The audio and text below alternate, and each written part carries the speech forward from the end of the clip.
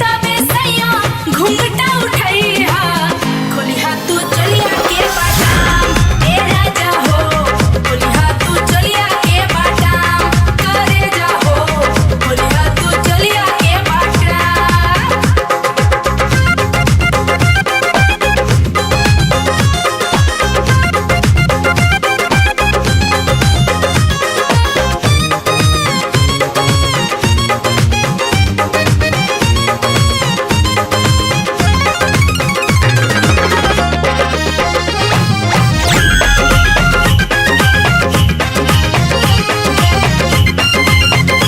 एकरा में चली नाही कोनो कंजूसी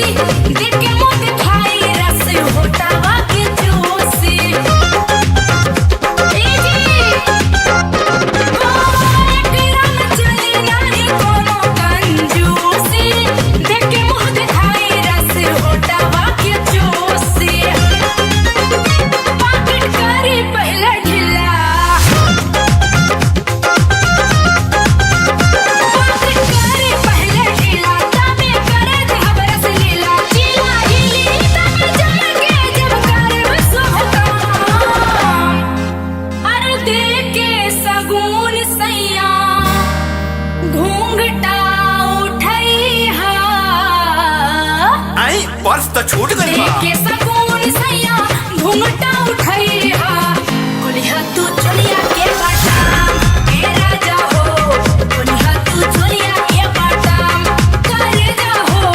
खोलिहा तू चलिया के बाटाम।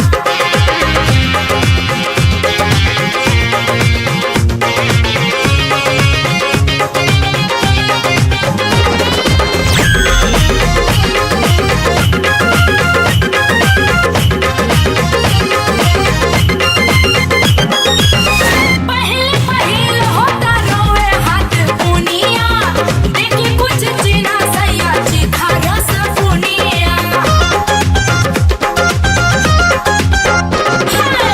पहले पहिल होता रोए हाथ पुनिया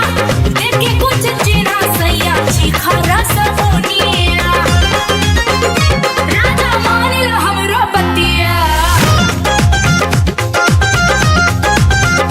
राजा मानिल हमरो बतिया या दिलदार बनाता रतिया खाती आज से कादेव तोहरे नाम नेग देके तबे सैया घूंघटा उठैहा डाल दे देवता ए